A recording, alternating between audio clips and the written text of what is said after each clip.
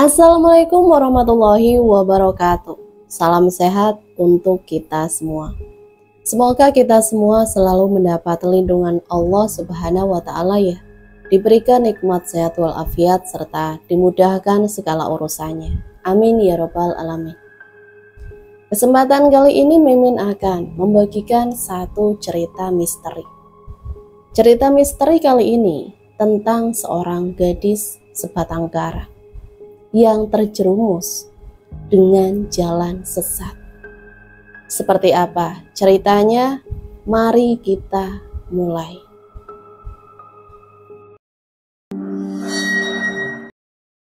Gemericik air menderu di atas atap yang sudah mulai lapuk dan berkarat. Aroma tanah menguap dari lantai yang tidak bersemen sejengkal pun. Apalagi dinding-dinding yang terbuat dari anyaman bambu sudah mulai reot dan hampir rubuh. Aku merindukan suasana yang dulu, di mana pada saat itu aku masih bisa tidur di atas kasur dan berselimut, walau hanya terbuat dari karung tepung. Kini tak ada satupun yang bisa aku pakai. Semenjak tragedi 2 tahun yang silam, aku hidup terlunta-lunta karena ayah dan ibuku tewas di lokasi kebakaran.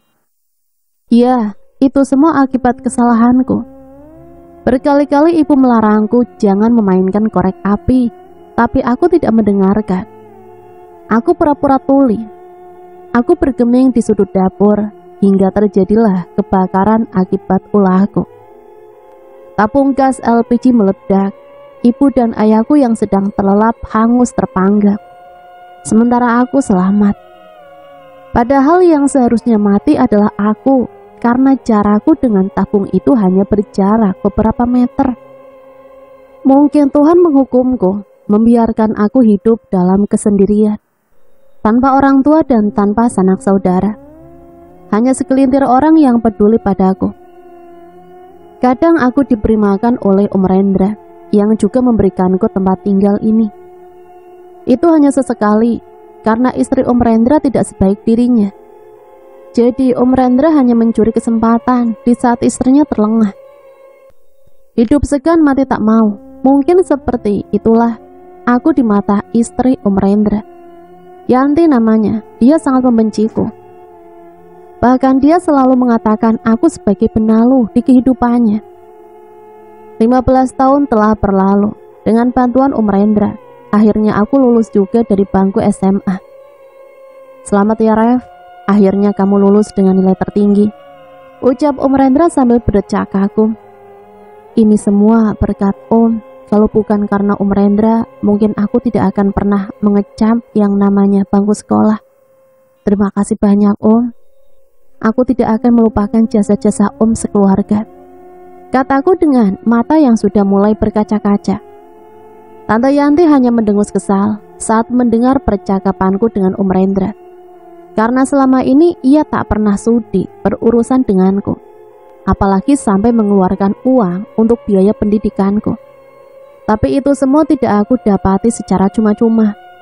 Aku diperlakukan seperti budak, walaupun aku ikhlas membantu pekerjaan rumah, memasak dan mengurus ladang dan ternak setiap pulang dari sekolah.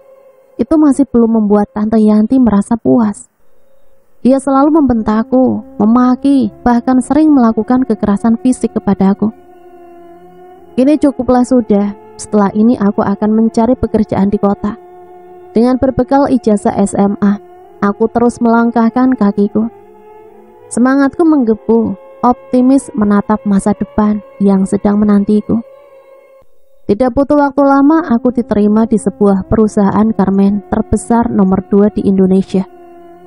Kecantikan yang aku miliki menghantarkanku ke posisi seorang model. Awalnya aku hanya bergerak di bidang finishing, hingga takdir baik menghampiriku. Reva ya? Tegur seseorang dari belakang saat ku berada di ruang make up. Iya, Mas Kenan ya? Tanyaku ragu, karena aku tidak menyangka kalau pemilik perusahaan ini datang menemuiku. Dengan ramah dan senyuman yang memikat, lalu Kenan berkata, "Iya, salam kenal ya." Aku langsung terbuai dalam mimpi sekejap.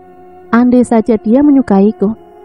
Tentulah aku tidak perlu capek-capek bekerja keras seperti ini lagi. Semenjak hari itu, Kenan yang biasa jarang mampir ke cabang perusahaan ini, kini dia datang setiap hari, bahkan kadang sampai 2 kali sehari. Tumben Pak Kenan datang ke sini ya? Padahal dulu palingan hanya pas audit aja. Ku dengar perbincangan Yosi dan Mila dari balik kain pembatas ruang make up. Jangan-jangan Pak Kenan lagi mengintai seseorang, ucap Yosi pada Mila setengah berbisik. Aku yang mendengarkan itu langsung merasa kegeeran karena pada siang kemarin Kenan sengaja menghampiriku. Entahlah, sepertinya aku harus segera bertindak agar Kenan tidak diembat oleh si Yosi, sainganku itu. Batinku berkata dan mulai berpikir untuk menempuh cara instan. Entah pikiranku kenapa, sampai-sampai aku nekat ingin melakukannya. Aku pergi ke seorang dukun. Sambil berkomat kamit, mulut Mbah Sugi membaca mantra. Mataku liar, memandang ke segala arah. Angin mulai tertiup dengan kencang. Suara gesekan dari batang-batang bambu menimbulkan irama yang tidak beraturan. Tiba-tiba suara petir menggelegar di angkasa, menambah kesan mistis yang terjadi pada petang ini. Sontak aku kaget dan menghambur ke sisi kanan. Sudah, silakan mendekat kemari, ucap Mbak Sugi mengulurkan batu yang berukuran kecil berwarna ungu. Aku beringsut seperti orang yang berjalan menggunakan kedua lutut. Kemudian aku sedikit menundukkan kepala setelah mendapat apa-apa dari Mbah Sugi.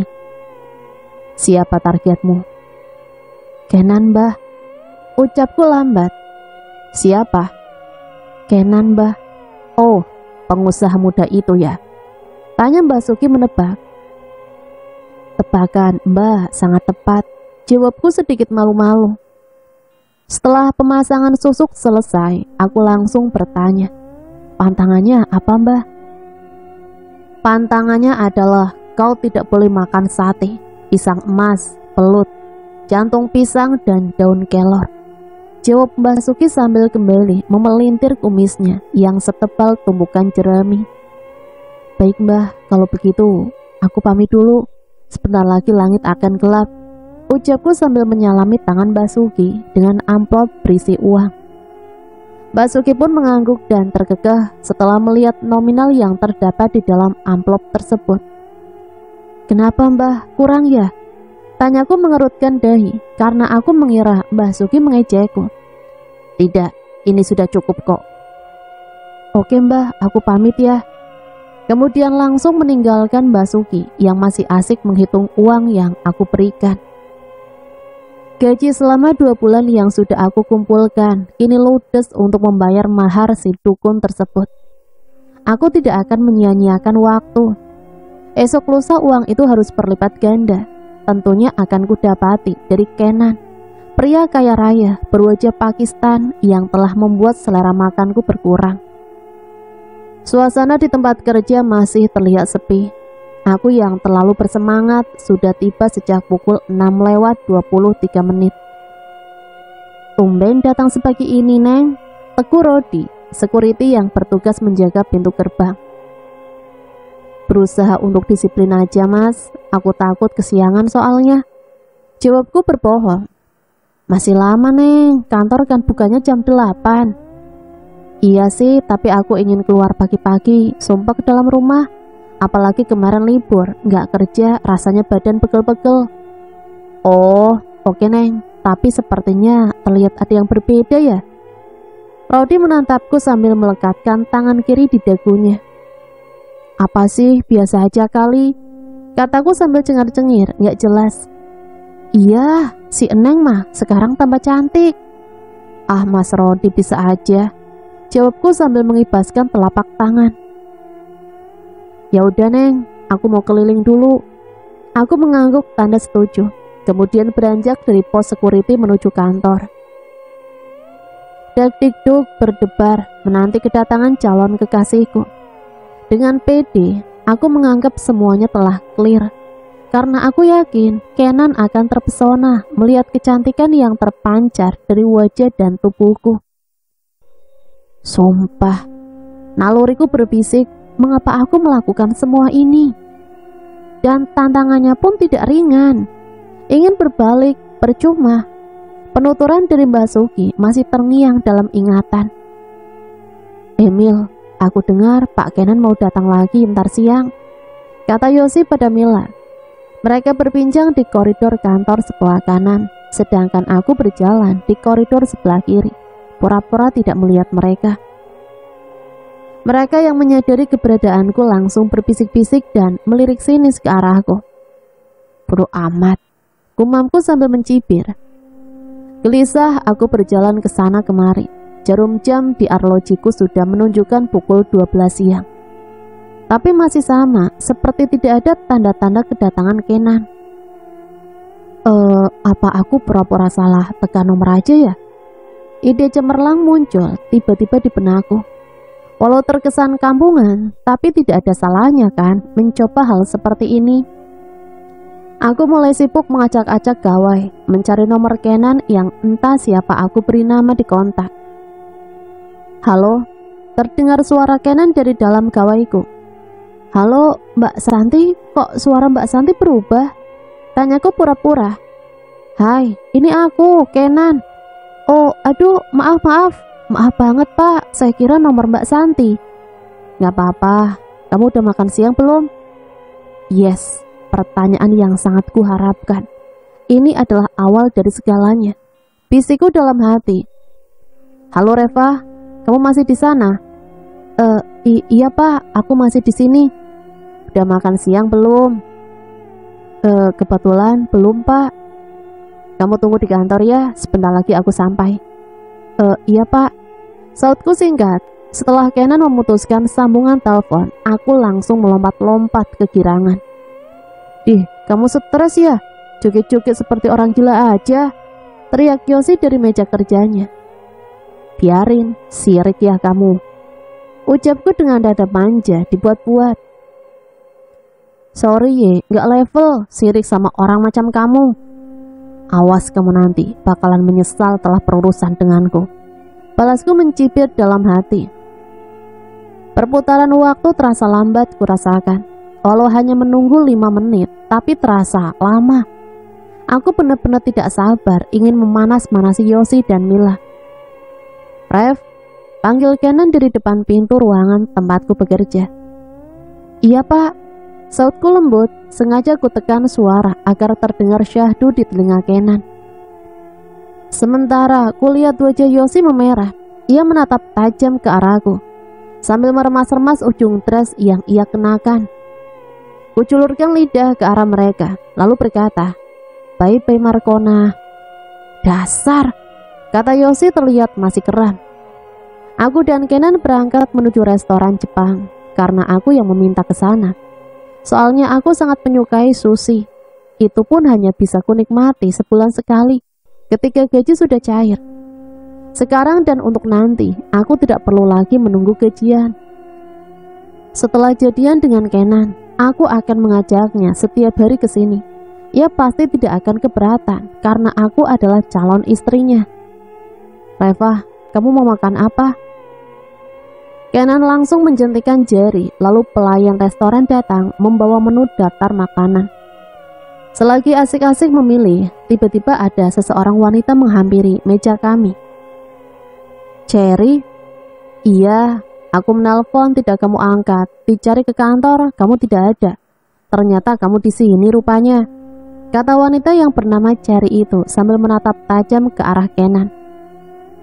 Maaf Pak Kenan, apa aku harus pergi dulu? Gak usah, lanjutkan saja makannya. Tapi Pak, kamu pergi sana, kata Cherry membentakku. Cherry, bentak Kenan. Karena Kenan melihatku gelagapan akibat bentakan Cherry.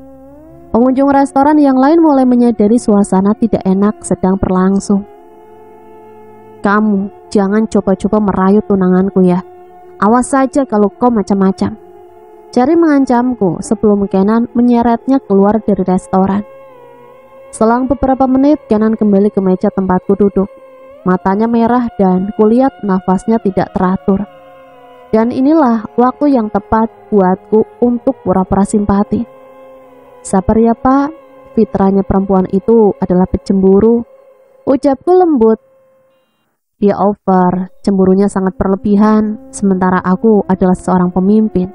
Mau tidak mau, aku harus bertemu dengan banyak relasi yang tidak sedikit berjenis perempuan. Iya juga sih, tapi nanti lama-lama Mbak Jari pasti bakalan paham Pak. Ucapku meyakinkan Kenan. Terlambat, aku sudah terlalu muak dengan tingkah dan sifatnya. Lalu, aku putuskan. Ucap Kenan dengan mimik wajah yang terlihat santai. Bahkan ia seperti melepaskan nafas lega. Itu membuatku sangat senang dan punya kesempatan untuk masuk ke dalam kehidupan Kenan. Selesai makan, aku dan Kenan pun kembali ke kantor. Di perjalanan dalam mobil kami tetap mengobrol dengan santai. Tak membahas soal Cherry maupun membahas masalah pekerjaan. Sesekali Kenan melirik ke arahku. Mentari mulai beranjak dari peraduan. Di tepi jendela ku tatap Mega yang mulai menghitam. Sesekali aku tersadar, hidupku ini akan dibawa kemana. Aku cantik, tapi tidak pede dengan kemampuan. Sudah terlalu jauh aku melangkah, tak mungkin untuk berbalik arah, percuma. Mataku indah, berbulu lentik, ini telah basah untuk yang pertama kali. Pertama untuk menyesali sesuatu yang buruk yang aku lakukan untuk mengejar seorang lelaki. Angin malam berembus masuk melalui celah jendela.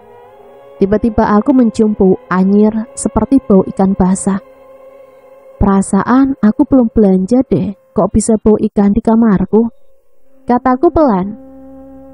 Aku berjalan ke dapur untuk memeriksa isi kulkas. Tapi dalam freezer tak ada satupun ikan. Di rak bawah hanya ada air putih dan 2 buah salak. Bingung pastinya. Tidak mungkin bau ikan dari rumah tetangga sampai ke rumah kontrakanku baunya. Saat memikirkan aroma itu berasal dari mana, sosok yang mirip Mbah Suki tiba-tiba berdiri di sampingku. Sontak aku kaget, nyaris terpekik. Cepat-cepat ku bekap mulut sendiri. Ingat pesanku, jangan berpikir untuk lepas. Kalau tidak, kamu akan membayar mahal karena keingkaranmu. Mbah Suki? Tanyaku memastikan. Ya, ini aku. Ini Sukmaku. Oke Mbah. Sekejap mata Mbah Suki menghilang. Aku kembali masuk ke kamar dan menghempaskan tubuh di atas kasur. Dentangan jam kuno terdengar 10 kali dari rumah pemilik kontrakan. Namun mataku enggan terpejam.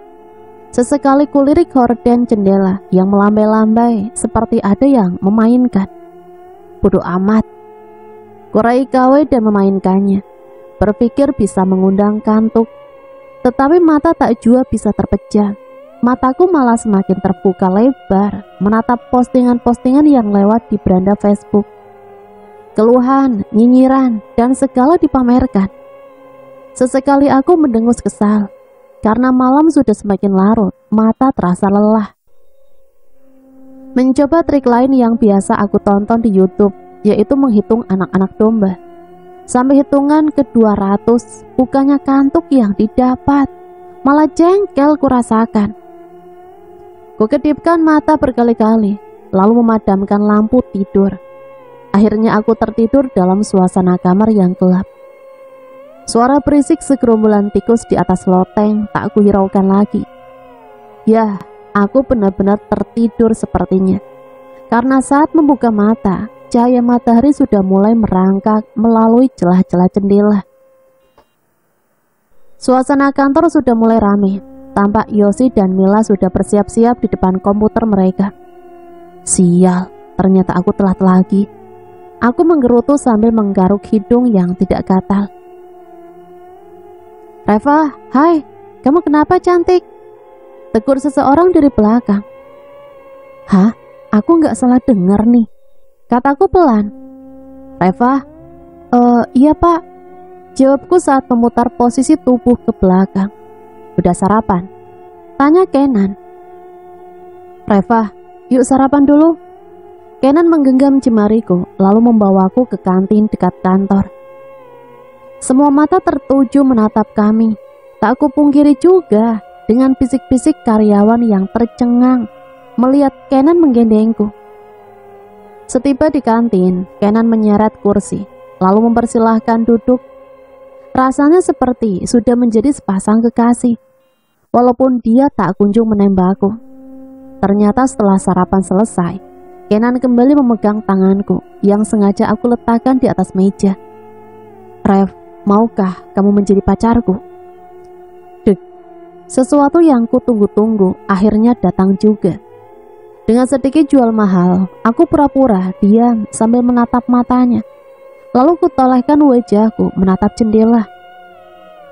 "Rev, iya pak, apakah secepat ini? Dan pacaran tidak menjamin sebuah hubungan." Ucapku kembali berpura-pura keberatan dengan hanya menyandang status sebagai pacar. Bukan begitu maksudku. Kita jalani saja dulu. Jika kamu merasa sudah nyaman bersama aku, kita bisa lanjutkan hubungan ini ke hubungan yang lebih serius lagi. Ucap Kenan meyakinkanku. "Pak Kenan serius?" "Iya," jawab Kenan sambil menyunggingkan senyumannya. Lalu kubalas juga dengan senyuman. Rembulan malam tampak memamerkan keindahannya, menambah rasa bahagia di dalam hatiku. Misiku akhirnya berhasil tanpa ada halangan dari siapapun.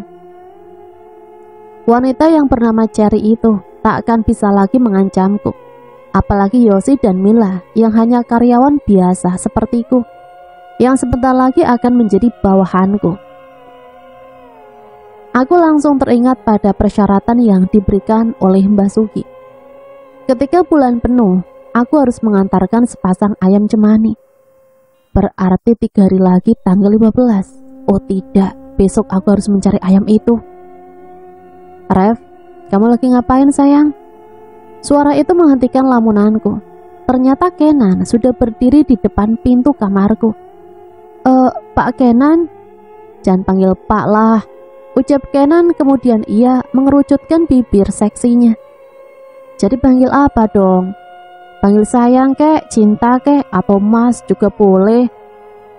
Oke deh sayang." "Lagi ngapain?" kata Kenan balik bertanya dan langsung menghampiriku yang berdiri di dekat jendela. Lagi menatap sesuatu," jawabku sambil menunjuk bulan. "Oh bulan, kamu suka bulan?" "Dulu aku sangat menyukai bulan." "Sekarang masih suka kan?" "Sekarang aku lebih suka padamu daripada bulan itu." Kenan tertawa renyah mendengarkan penuturanku. Iya, karena dia tidak tahu apa-apa. Kenan tidak akan tahu kalau aku kini sangat membenci bulan. Aku benci bulan itu. Aku benci harus ditiduri oleh siluman ular. Aku membatin dan bergidik ngeri. "Sayang, kamu kenapa melamun?" tanya Kenan. Aku hanya membalas dengan senyuman pertanyaan dia. Kenan mendekatiku lalu memampahku ke atas ranjang. Dek, jantungku seakan mau copot. Nafasku kian memburu. Baru saja jadian, kelakuannya sudah seperti ini. Ingin menolak, tapi aku berpikir kembali. Daripada siluman itu yang merenggut mahkotaku, lebih baik aku pasrahkan saja untuk kekasihku. Bisikku lirih. Rev, jangan takut, bulan depan aku akan melamarmu. Bisik Kenan di telingaku. Tapi, percayalah, ucap Kenan terus membujukku. Bau bunga melati menguar di udara. Mataku liar menelisik di setiap sudut kamar. Sementara Kenan masih sibuk mempersiapkan dirinya. Ada apa? Tanya Kenan heran melihatku seperti orang yang sedang mencari-cari sesuatu. Lampunya tolong dimatikan ya, ucapku gugup. Kenan mulai mendekatiku lagi. Mulutku bungkam dan membiarkan Kenan melakukan apa yang dia mau. Kini hanya ada suara hewan malam yang terdengar. Sesekali aku meringis dan meneteskan air mata. Luntur sudah segalanya. Penyesalan mungkin selalu ada, tapi pengharapanku lebih besar dari itu. Berharap Kenan benar-benar menepati janjinya menikahiku bulan depan. Rev, jangan takut. Ucap Kenan kembali berbisik di telingaku. Aku hanya mengangguk, tak mengucapkan sepatah kata pun. Kamu menyesal? Tanya Kenan lagi. Aku menggeleng. Kenapa kamu tidak berbicara, sayang? Enggak apa-apa, sayang. Aku mau mandi dulu. Ucapku sambil memegangi pipi Kenan dengan kedua telapak tanganku. Jam 11 malam, Kenan berpamitan pulang ke rumahnya. Tidak lupa ia mengecup keningku dengan mesra. Aku pulang dulu ya sayang, sampai ketemu besok di kantor. Ucap Kenan sambil melambaikan tangannya. Tunggu yang. Besok aku cuti ya. Loh, kenapa? Ucap Kenan pelik bertanya. Aku capek dan... Iya, aku paham. Kenan memegang kepalaku, lalu mengacak-ngacak rambutku yang belum kering. Pagi-pagi sekali aku langsung berangkat mencari ayam cemani. Tak begitu sulit karena aku sudah mendapatkan info akurat dari Mbak Sugi. Setiba di lokasi tersebut, aku langsung disambut oleh tuan rumah, si pemilik ayam cemani itu. Selamat datang Nona. Ucap Nyai Keling menyambutku ramah. Nyai Keling adalah teman dekat Mbah Sugi. Mereka berdua selalu terhubung saat pasien Mbah Sugi membutuhkan ayam cemani. Sudah berapa banyak wanita yang ditiduri oleh siluman ular itu? Kataku menggerutu dalam hati. Silakan masuk Nona, tawar Nyai Keling sambil merentangkan tangan kanannya. Baik Nyi. Suasana rumah Nyai Keling tidak jauh beda dengan rumah Mbah Sugi. Suhu dalam rumah itu terasa dingin. Padahal tidak memakai AC maupun kipas angin. Bau kemenyan pun terasa kuat di indera penciumanku. Dan beberapa tengkorak manusia berjejer di atas meja. Seperti meja persembahan, lengkap dengan berbagai macam bunga dan buah-buahan. Kamu heran ya? Tanya Nyai Keling mengagetkanku.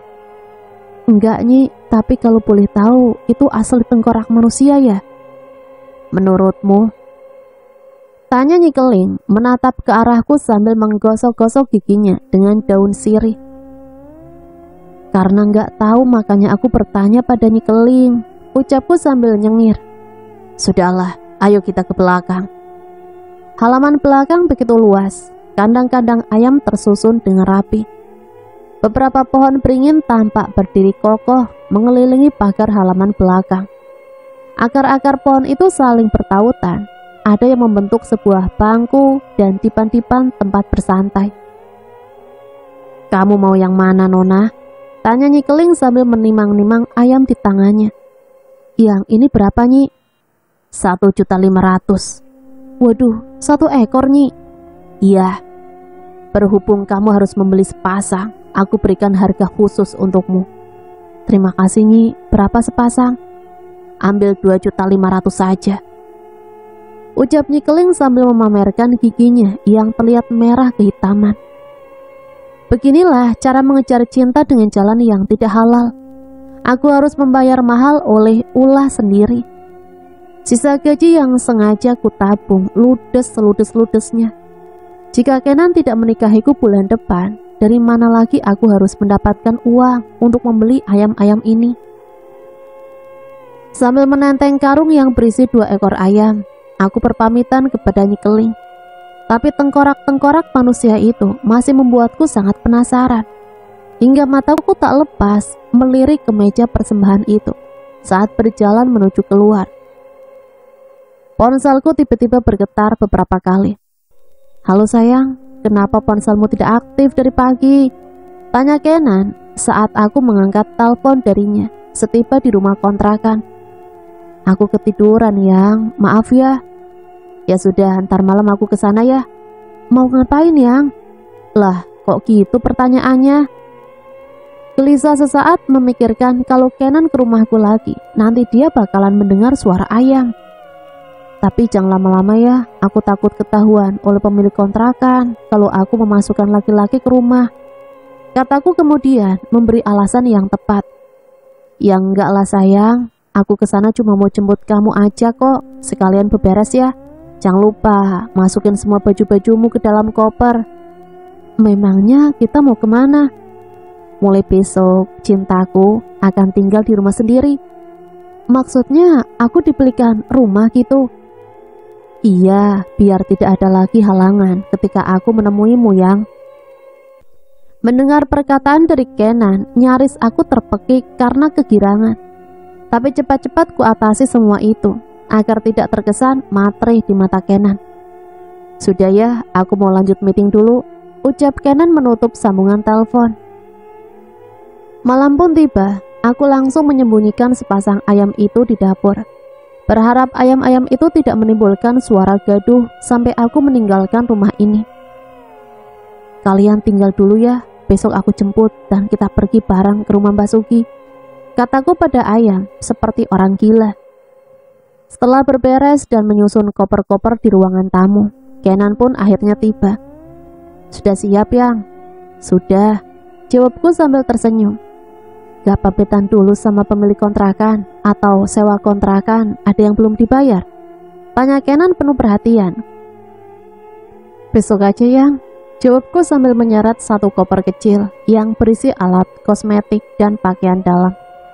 Sementara 2 koper lagi dibawa Kenan dan memasukkannya ke dalam bagasi mobil. Rev, mulai besok kamu gak usah kerja lagi ya. Loh, kok gitu, Yang? Udah, kamu duduk manis saja dalam rumah sambil menungguku pulang kerja. Memangnya kita mau tinggal bersama ya? Ya belum, nanti sesekali aku akan mampir ke tempat kamu, Yang. Oh gitu. Laju mobil mulai pelan, kemudian masuk melewati pintu gerbang. Awalnya aku mengira gerbang ini adalah pintu memasuki komplek perumahan elit. Tapi setelah aku perhatikan, hanya ada satu rumah yang berdiri megah. Halamannya luas, begitu terkesan asri karena banyak pohon-pohon yang sudah dibonsai. Dan banyak terdapat bermacam ragam bunga-bunga yang sedang bermekar, indah. Kenan menghentikan mobil pas di depan teras yang lumayan besar. Lama aku terpana, sampai tidak bisa mengucapkan apa-apa. Pintu utama terbuka lebar. Kalau bisa diumpamakan dengan daun pintu ini, mungkin mataku tidak kalah terbuka lebar. Serasa berada di dalam istana, walaupun aku belum pernah masuk ke istana. Tapi suasana, isi rumah dan dekorasinya persis sekali dengan rumah-rumah yang aku lihat di televisi butut yang sengaja ku tinggal di kontrakan. Kamu suka? Tanya Kenan. Aku masih diam karena terlalu menikmati hadiah yang diberikan oleh Kenan. Hai, kau diam aja sayang. Kenan mendorongku pelan. Ia meletakkan satu tangannya di dinding, lalu menatapku sambil perlahan mendekatkan wajahnya ke wajahku. Iya sayang, aku suka banget. Ucapku membalas tatapan mata Kenan yang sudah mulai meneduh. Pagi datang terasa cepat. Dengan otomatis gorden jendela terbuka karena terkoneksi oleh cahaya matahari. Kenan tak lagi berada di sampingku. Karena selepas subuh ia langsung pulang ke rumahnya. Selesai mandi aku langsung menuju ke meja makan. Di sana sudah tersedia makanan dan segelas susu yang telah disiapkan oleh asisten rumah tangga. Perlahan aku sudah merasakan hidup seperti orang kaya. Sesuai perintah Mbak Sugi, aku harus mandi dulu dan berendam dengan taburan bunga 7 rupa. Aduh, aku lupa membeli bunga lagi. Aku pun mondar-mandir sambil berpikir, karena tidak tahu di mana pasar yang terdekat di daerah sini. Sambil berpikir, aku melongok ke halaman. Pandanganku tertuju pada tumpukan bunga-bunga. Akhirnya aku tidak kerepotan lagi untuk mencari bunga ke pasar. 1, 2, 3, 4, 5, 6, 7. Ternyata lebih dari 7 macam bunga yang tumbuh di halaman ini. Untuk apa bunga-bunga itu, Nyonya? Tanya asisten rumah tangga membuatku terperanjat. Bibi, aduh Bibi kagetin aja. Seruku sambil melotot. Maafnya, saya kira Nyonya tahu kalau saya sudah berdiri di sini sejak tadi. Ujar Bi Imah nampak canggung. Ya sudah, Bibi masuk ke dalam. Sana, perintahku. Bima pun masuk tergopoh-gopoh dan aku ikuti dari belakang. Sesekali Bima melirikku, seperti seseorang yang sedang curiga. Apakah Bibi Imah punya ilmu terawang? Bisikku di hati. Sesampainya di kamar, aku langsung mempreteli bunga-bunga tersebut, lalu menaburkan ke dalam bathtub. Dan tidak lupa memasukkan air mawar juga minyak air mata duyung. Tepat jam 12 siang, aku langsung masuk ke dalam bathtub dan berendam selama beberapa menit. Assalamualaikum, Nyonya. Terdengar suara Bi Imah dari depan pintu kamarku. Ada apa, Bi? Teriakku dari dalam kamar mandi. Tapi percuma saja aku berteriak, karena Bi Imah pasti tidak akan mendengarkan suaraku. Lalu kusudahi berendam dan berjalan menuju pintu. Nyonya, iya ada apa? Makan siangnya udah siap, mau dianterin ke kamar atau gimana nya? Letakkan di meja makan aja, Bi. Baik, Nyonya. Selesai berpakaian rapi, aku turun ke lantai bawah untuk menyantap makan siang. Bi, aku mau pulang dulu ke Cilacap, mau jenguk om dan tanteku. Nanti kalau Mas Kenan nanya, bilangin ya, Bi. Soalnya ponselku pasti tidak aktif, karena daerah sana lumayan masuk hutan-hutan, jadi sinyal susah. Terangku penuh kebohongan. Padahal aku sebenarnya mau ke rumah Mbak Sugi. Baik, Nyonya. Jawab Bi Imah sambil melirikku penuh selidik. Ada apa, Bi? Iya, Nyonya, ndak ada apa-apa. Bibi aneh deh, dikongkon malah ngongkon. Celetukku greget. Permisinya, Bibi mau berberes dulu, ucap Bi Imah, lalu dia pergi nyelonong tanpa menoleh lagi. Setelah mengambil ayam cemani di kontrakan lama, aku langsung pergi menuju tempat Mbak Sugi. Kembali menaiki bus yang penuh sesak. Sesekali ada yang menyolek lengan dan pinggulku. Ingin marah, siapa yang bakalan dituduh? Sementara laki-laki yang berdiri di dekatku tidaklah sedikit. Silakan duduk, Neng, tawar seorang pemuda yang berperawakan tinggi, kulit putih dan bermata biru, mirip orang luar negeri, blasteran. Terima kasih, Mas, ucapku sambil menghempaskan nafas lega. Ternyata pemuda itu menyadari kalau aku sedang diganggu dan dilecehkan oleh segerombolan pria yang berdiri di dekatku. Mau kemana, Neng? Tanya pemuda itu lagi dengan ramah. Mau ke rumah saudara, Mas. Oh, masih jauh. Sebentar lagi, Mas, jawabku sopan. Kenalkan, namaku Karel, ucap pemuda itu sambil mengulurkan tangan. Reva, sautku sambil menjabat tangannya. Di saat berbincang-bincang dengan Karel, di pertengahan jalan turun hujan sangat lebat disertai angin kencang, sehingga terjadilah longsor. Bus terpaksa berhenti dan menepi bersama kendaraan lain yang berada di belakang. Aduh, gimana ini? Sabar, semoga semua ini bisa teratasi, ujar Karel meyakinkanku. Tapi ini udah mau sore, aku takut di... Iya, ada apa? Tanya Karel menatapku. Enggak apa-apa, semoga bisa lewat aja. Lalu aku naik lagi ke dalam bus dan menenteng karung yang berisi sepasang ayam cemani itu.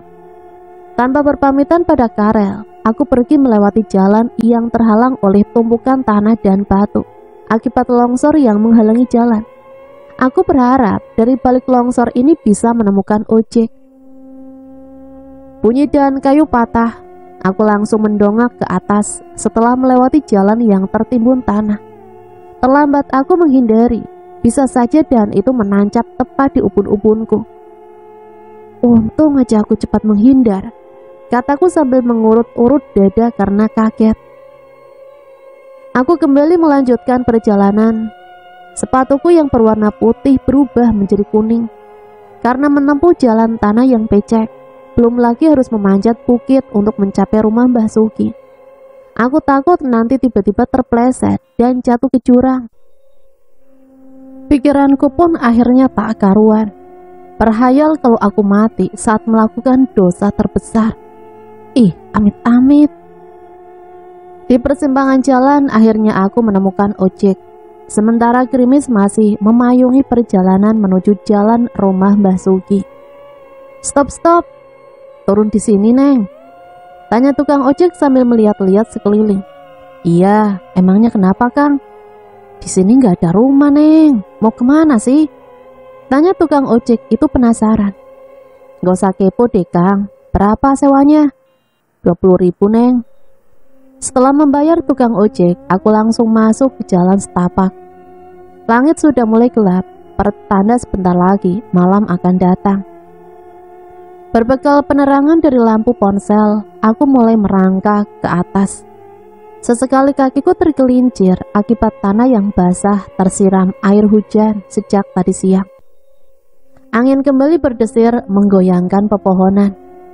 Mataku liar memeriksa sekitar perbukitan setelah berhasil mencapai puncak. Aku takut nanti tiba-tiba makhluk tanpa wajah itu menghalangi lagi. Perasaan takut mulai menyerang. Dari balik semak belukar, terlihat ada yang bergerak-gerak. Semisal itu hanya karena angin, tapi pergerakannya sangat tidak wajar, seperti digerakkan oleh seseorang. Tiba-tiba makhluk besar tinggi, dan ternyata badannya diselimuti bulu lebat. Kini ia berdiri hanya beberapa langkah di depanku. Mau berlari, tapi kakiku terasa kaku, tak bisa digerakkan. "Mbah Sugi, tolong aku, Mbah," bisikku ketakutan. Makhluk itu semakin mendekat hingga membuat jantungku berdegup lebih kencang. Keringat dingin mulai bercucuran. "Galuh, pergilah." Terdengar suara Mbah Sugiono berteriak, lalu makhluk itu berubah menjadi gumpalan asap tebal, kemudian menghilang. Aku bergegas meninggalkan tempat tersebut. Karena cahaya dari lampu rumah Mbah Sugi yang terbuat dari batang-batang bambu sudah terlihat.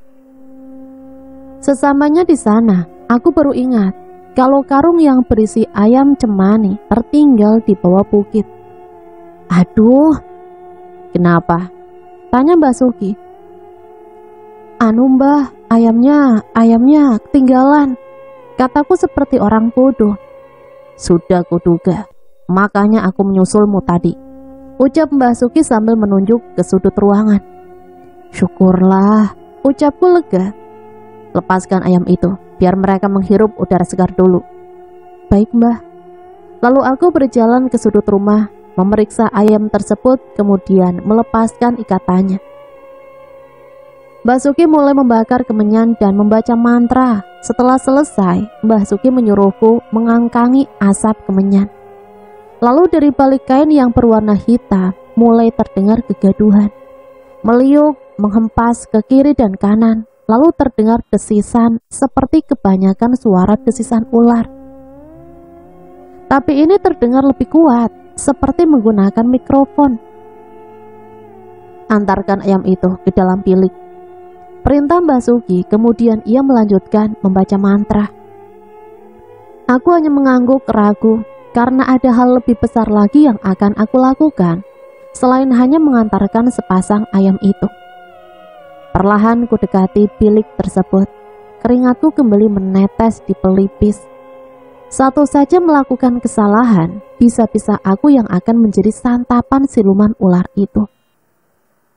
Sesampainya di tepi ranjang, aku menyipak kelambu yang berwarna emas, lengkap dengan batu-batu permata, menghiasi tiap sudut. Tapi kelambu itu berlapis-lapis, hingga aku agak kesulitan menyipak sampai kelambu yang terakhir. Semilir angin membelai tengkuk, aku semakin merinding dan dingin. Suara desisan itu kembali terdengar, kerongkonganku terasa menyempit. Sulit rasanya menelan air ludah yang sudah mengenang dalam mulutku, karena bau anyir membuatku mual. Ranjang berdering. Lalu cepat-cepat kusipak kelambu yang sepertinya adalah lapisan terakhir. Kemudian cepat-cepat meletakkan ayam itu di kasur. Nyaris saja aku pingsan di tepi ranjang. Ular yang sangat besar, seukuran dengan 5 kali pahaku, meliuk-liuk menjulurkan lidahnya berulang kali. "Reva, bersiap-siaplah," seru Mbah Sugi. Aku kembali menghampiri Mbah Sugi, kemudian duduk menghadap kaca yang terletak di sampingku. Wajahku pucat seperti mayat hidup. Air mataku bercucuran tanpa jeda. "Jangan takut, Raden tidak akan memakanmu," pucuk Mbah Sugi. "Tapi Mbah, bagaimana caranya aku melayaninya? Aku takut Mbah," kataku sesegugan. Tenang saja, saat Raden selesai menyantap makan malam, kamu akan senang melihat wujud Raden yang sebenarnya. Ucap Mbah Suki terus meyakinkanku. Permaisuriku, kemarilah. Seketika nafasku terhenti, mataku tak berkedip. Kenapa ular itu bisa bicara? Sudah dipanggil, datanglah. Perintah Mbah Suki sambil terkekeh. Bau anyir yang tak lagi tercium, lantai kamar yang terbuat dari papan yang sudah buruk, berubah menjadi hamparan permadani berwarna hijau. Dinding-dinding yang terbuat dari anyaman bambu kini seperti dinding emas yang berukiran gambar naga, dan seperti ada seorang putri raja yang sedang memeluk naga tersebut. Aku terbuai, mataku pun tak lepas menatap seorang pria yang berpakaian seperti pakaian raja zaman dahulu. Ketampanannya 10 kali dibandingkan dengan Kenan, kekasihku. Kemarilah permaisuriku, ucap pria itu sambil mengulurkan tangannya. Aku mendekat, serasa sudah mengenalnya begitu lama. Kubiarkan pria itu mencumbuku sampai mencapai klimaks. Pria itu mengerang. Perlahan tubuhnya mulai berubah. Sisik-sisik ular menyembul dari dalam kulitnya. Mataku kini kembali melotot tajam. Takut, ingin berteriak, tapi mulutku terasa terkunci. Pria tampan kini berubah menjadi seekor naga. Lidahnya menjulur, mengeluarkan lidah yang berbau anyir. Tubuhku kini dikenangi oleh lendir itu, hingga akhirnya aku tak sadarkan diri. Sudah bangun? Terdengar Mbah Suki bertanya. Aku langsung menarik pakaianku yang berserakan di lantai. Mbah, pergi dulu sana, pintaku sambil melotot ke arah Mbah Suki yang juga mempelototi tubuhku. Dia menyengir, lalu beranjak dari hadapanku. Aku jadi berpikir, apakah Mbah Suki juga ikut menikmati tubuhku sewaktu aku tak sadarkan diri. Mbah, aku numpang mandi ya. Di mana kamar mandinya? Tanyaku saat menghampiri Mbah Suki yang tengah asik mencuci sebilah keris. Itu, jawab Mbah Suki sambil menunjuk sebuah sumur yang terletak di samping rumah. Aku menghampiri sumur tersebut. Sebuah sumur tua yang sangat tidak terawat. Banyak sampah berserakan di mana-mana. Ingin berbalik arah karena merasa jijik, tetapi tubuhku terasa lepek karena lendir-lendir itu mulai mengering di kulitku. Akhirnya aku paksakan untuk melanjutkan menimba air. Bunyi katrol tua yang sudah berkarat, serbuk-serbuk karatnya mulai berguguran masuk ke dalam timba. Aduh, gimana mau mandi bersih? Sementara airnya juga tercemar. Rutuku. Disaring saja, teriak Mbah Suki. Saring pakai apa, Mbah? Itu ada kain penyaring tergantung di sebelah kiri. Aku melongok ke kiri dan kanan. Ternyata memang ada kain putih kecoklatan. Lalu kugunakan kain tersebut untuk menyaring air berulang-ulang karena perlu kerja keras untuk mendapatkan air yang jernih. Selesai mandi dan beberes, aku langsung berpamitan sama Mbah Suki. Karena susuk kedua juga sudah terpasang, aku merasakan wajahku tambah berkilau dan tambah cantik. Tak sabar rasanya menghampiri kekasihku, Kenan. Walau bayangan yang menjijikan itu masih mondar-mandir dalam benakku. Bi, Mas Kenan nanyain aku nggak? Tanyaku pada Bi Imah setelah sampai di rumah. Ada nyonya. Nanti malam Tuan mau kesini, terang Bi Imah. Oke, terima kasih Bi. Lalu aku langsung masuk ke dalam kamar dan memutuskan untuk mandi. Karena walaupun sudah mandi di tempat Mbah Suki, tetap saja tidak bersih. Setelah selesai, kuhempaskan tubuh di kasur yang empuk, sampai akhirnya tertidur pulas. Hingga malam menjelang, aku masih enggan bangkit dari pembaringan. Ponselku berdering entah berapa kali. Karena saat tidur, sayup-sayup, aku mendengarkan suara deringan dari ponsel. Segera aku sambar ponsel yang tergeletak di atas meja rias. Ternyata ponselku mati. Tadi bunyi apa ya? Perasaan ada bunyi ponsel yang berdering tiada henti. Saat gelisah memikirkan apa yang terjadi, entah itu nyata, entah itu hanya mimpi. Tiba-tiba tanganku merasakan sesuatu di bawah selimut. "Sayang, kamu ngapain? Buka pintunya dong," panggil Kenan dari depan pintu kamar. "Iya, sebentar sayang." Setelah kuraba lagi, tidak ada apa-apa. Tadi aku merasakan sesuatu yang panjang dan berlendir. Oh tidak, apakah itu ular? Tanyaku bergidik sambil terus meraba-raba. "Sayang, buka pintunya." Terdengar lagi Kenan memanggil. Aku bangkit dari tempat tidur, kemudian mengibas-ngibaskan selimut. Nihil, tidak ada apa-apa di bawah selimutku. Akan tetapi tetap saja, aku merasa was-was. Mana tahu ular itu mengikutiku. "Masuk sayang." Kenan pun mengangguk, lalu ia mengendus-endus rambut dan bahuku. "Ada apa sih?" tanyaku penuh selidik.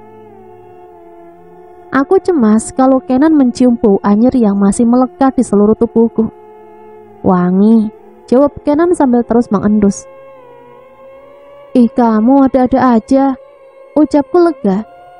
"Bobok yuk," ajak Kenan, lalu ia memapahku ke atas ranjang. Sebenarnya seluruh tulangku terasa rontok, tapi demi menyenangkan dia, aku terpaksa melayaninya.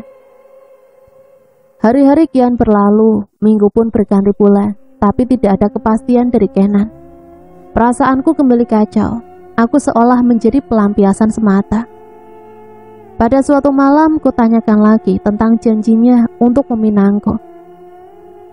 Tapi kata Kenan, ia meminta waktu lagi sampai proyek besar yang sedang diburunya bisa terlaksana dengan baik dan lancar. "Sampai kapan?" "Sabar sayang, apapun itu, semuanya butuh proses dan pematangan jati diri. Karena pernikahan itu bukanlah suatu hal yang mudah." Kenan kembali memainkan ponselnya. "Tatap mataku, apakah kamu tidak mencintaiku?" "Cinta, seperti yang aku katakan tadi, rumah tangga itu tidak hanya mengandalkan cinta semata," ujar Kenan terus meyakinkanku. "Iya, kamu benar mas. Tapi bukankah kita sudah berkecukupan, bahkan lebih dari cukup?" lirihku berkata. Materi juga belum bisa menjadi landasan.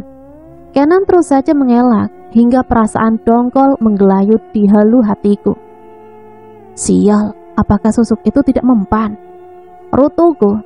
Tanpa berkata apa-apa lagi, aku langsung masuk kamar dan mengunci pintu.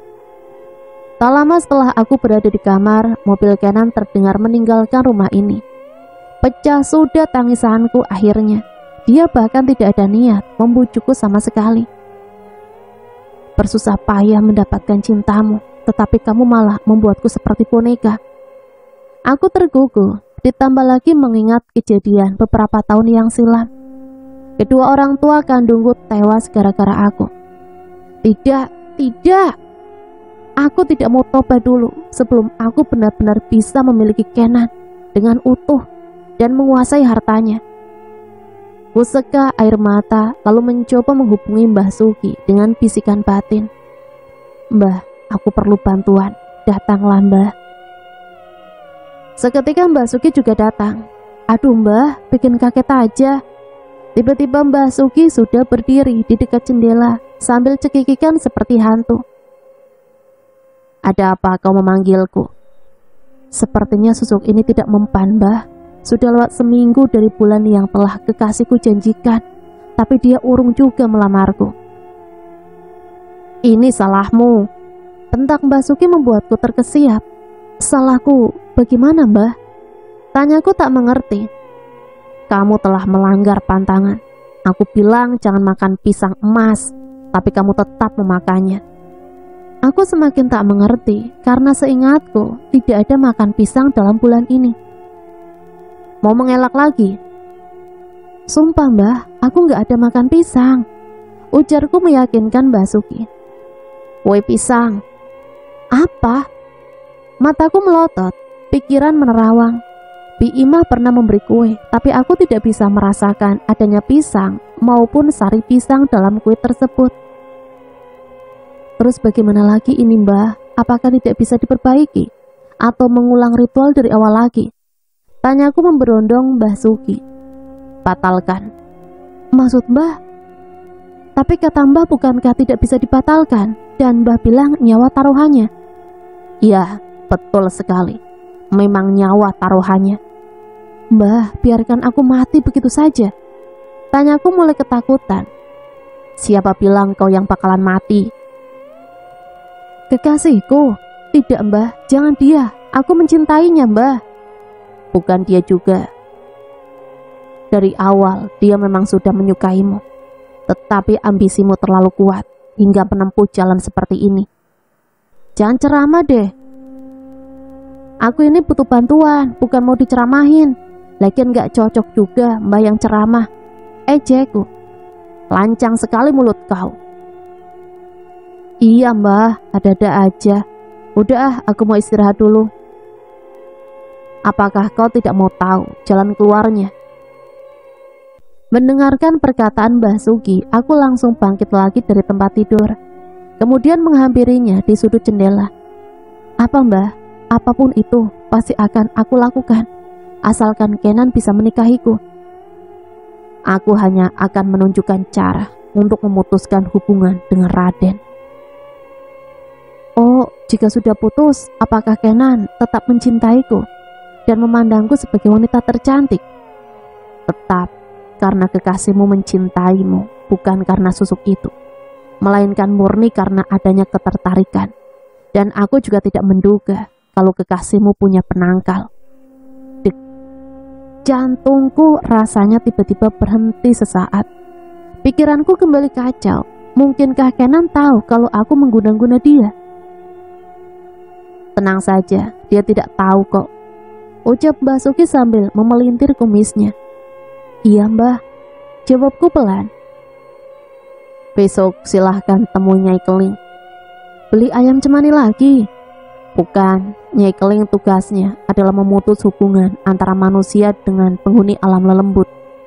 Terang Mbah Sugi membuatku sedikit mengerti. Baik Mbah, terima kasih atas segala bantuannya. Tiba-tiba terdengar seperti bunyi talenan yang jatuh ke lantai di depan pintu kamar. Gawat Mbah, Bi Imah menguping. Detak jantungku tak kalah cepat dengan deru nafas yang memburu. Nanti Bi Imah pasti melapor pada Kenan, majikannya. Gimana ini Mbah? Tanyaku mulai gemetaran. Kebetulan. Kebetulan apa Mbah? Sudah, jangan banyak bicara. Ayo ikut aku. Seru Mbah Sugi sambil menyeretku keluar dari kamar. Kita mau ngapain? Cari pisau atau perkakas dapur yang lainnya. Cepat. Kakiku semakin gemetaran. Dengan sikap Mbah Sugi menyambar parang dari tanganku. Tidak! Teriakku histeris sambil menatap Mbah Sugi yang berlumuran darah. Kepala Bi Imah terpental ke lantai, lalu menggelinding dan berhenti tepat di kakiku. Matanya melotot. Itu yang membuatku semakin histeris. Diam!